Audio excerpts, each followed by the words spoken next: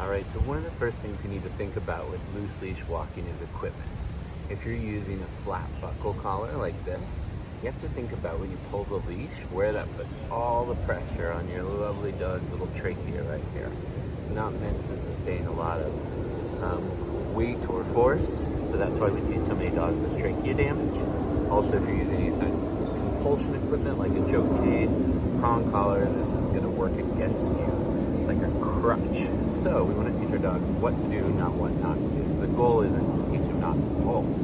Also, if you're wearing a harness or any piece of equipment like this that hooks on the back, this is going to encourage pulling, because as you pull this way, the dog's going to pull this way against oppositional reflex. When I teach sled dog classes, the harnesses look a lot like this, but they hook over the rear and really let the dog pull forward. So you're going to hook to the D-ring on the front. On the chest clip is a really great piece of equipment to use. There's also head halties and bridles and things like that. But the whole idea is you're using physics to change the center of the dog's mass if he should pull forward.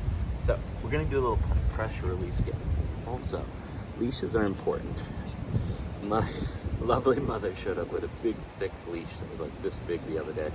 There's so much for her hands to handle. So I like a little leash that's made of leather. So my anchor hand here goes through, and then this is called a leash lock. You make a little loop, put it over your finger, and then you pinch with your middle and thumb. And so when that leash is the right length, that nice J shape in your leash, it doesn't get under his leg, which is one of the big problems with chest harnesses. So one of the first things I want you to think about is grab a couple little treats. You're going to initiate pressure. Watch my left hand on the leash. Yes. Good. What this does is it starts to condition that if you feel this, 2 fingers of pressure come into the leash. Yes. So just marking with yes and giving him food. So you're going to start walking forward. So pressure back and feet punch. Back.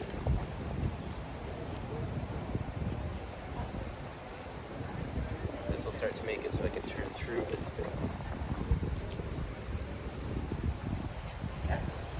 And then I'm going to mark when he scoots back or stops so I can turn through him like that. I'm just going to do a little figure 8. Ready? Nope. Good boy. No pressure.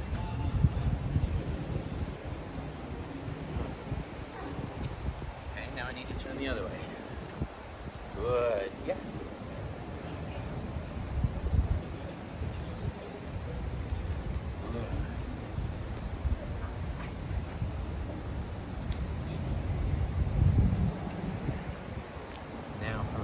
Standpoint, you might need to play with what side you hold the leash on. A lot of dogs will come in front of you if you're feeding like this, and then you're trying to walk forward through the dog.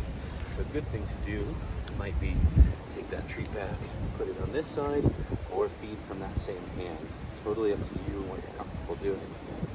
So if I take a little treat, Willie says I like that, put it in my hand, lock it with my thumb. The little trick, he steps over it, grab that leash out, and then as he comes forward, feed to the top.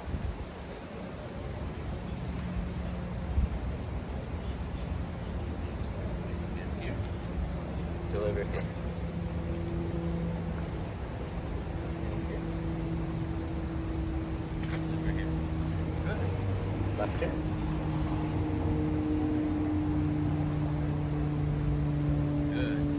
Test that you're not using the leash like a steering wheel, lay it on your hand.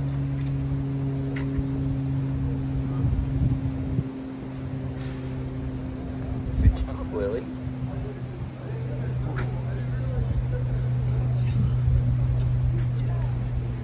Look at that. Loose leash walking. Keep it up.